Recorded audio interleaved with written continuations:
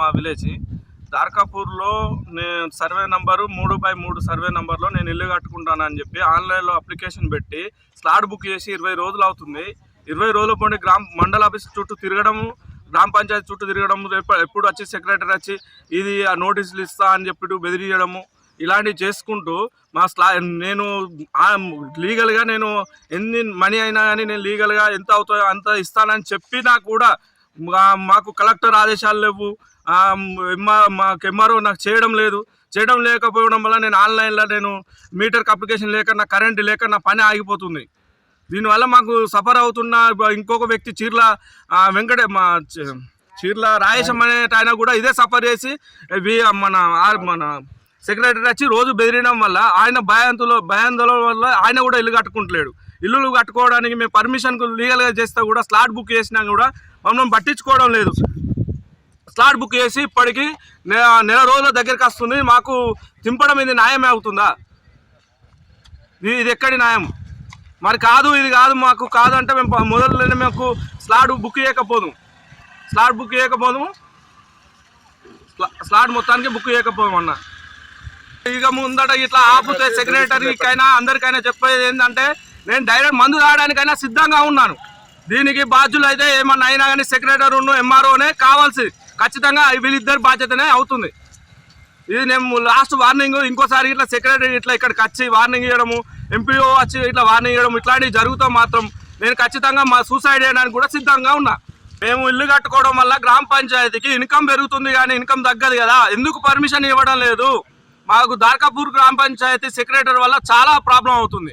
దీన్ని మాత్రం తక్షణమే ఎంఆర్ఓ దీన్ని చర్యలు తీసుకొని మమ్మల్ని స్లాట్ బుక్ చేసింది దాన్ని రిజిస్ట్రేషన్ చేస్తే మేము ఆన్లైన్లో అప్లికేషన్ పెట్టుకొని కరెంట్ మీటర్కి అప్లై చేసుకొని కానీ మేము సిద్ధంగా ఉన్నాం ఇంటికి. దీన్ని ఎట్టి పరిస్థితుల్లో అతి తొందరగా చేయాలని నేను నా తరపు నుంచి నేను అడగడం అవుతుంది. చీర్ల వెంకటేశము వాళ్ళు అందరు కట్టుకుంటున్నారు కాబట్టి ఇక్కడ ఒక 20 ఇల్లు ఆడ సిద్ధంగా ఉంది. ఎందుకు పర్మిషన్ ఇవ్వడం లేదు? అధికారికి మేము కోరడం అవుతుంది. కలెక్టర్ కూడా దీన్ని కొంచెం సంధించి మమ్మల్ని కొంచెం రిజిస్ట్రేషన్ తొందరగా కావాలని కొంచెం ఆదేశాలు ఇస్తే మాకు చాలా బాగుంటుంది అన్న. నా పేరు చైల శ్రీనివాస్, మాది కాసిపేట గ్రామం, మదనాపూర్ శివార్లో గల 43 సర్వే నెంబర్లో మా నాన్న సంపాదించిన భూమి. మేము మనిషికి ఎకరం పట్టా చేసుకున్నాం, రిజిస్ట్రేషన్ మండల ఆఫీసులుగా. అయినా మాకు ఊళ్ళో ఇల్లు లేదు. ఇరకాటకం ఉంటే మేము ఎవరి పాల వాళ్ళు ఇల్లు కట్టుకుంటామంటే ఈ ద్వారకాపూర్ గ్రామ పంచాయతీ సర్పంచ్ వాళ్ళ అబ్బాయి, ఈ పంచాయతీ సెక్రటరీ మాటికి వచ్చి పారాలు తీసుకెళ్ళడం, లేకుంటే ఇక్కడ మీరు పని ఆపియడం, పంచాయతీ పర్మిషన్ లేదు, అది లేదని ఇబ్బంది పెట్టడం.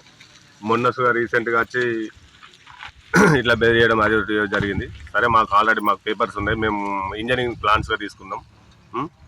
సార్ ఇక్కడ అది ఎలక్షన్ కోడ్ వల్ల స్లాట్ బుక్ చేస్తే ఎలక్షన్ కోడ్ వల్ల ఈ గుంట 2 గుంటలు అయితే లేవు అని చెప్పేసి.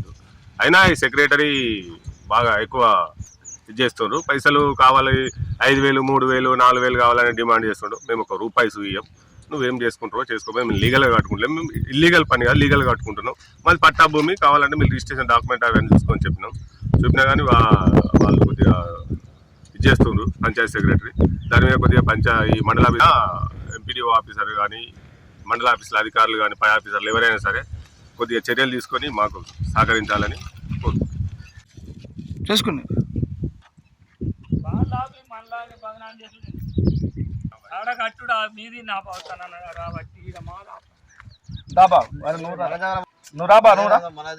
నువ్వు రాబా పక్క పండు స్లాట్ బుక్ చేసినాక భయపడు. దేనికి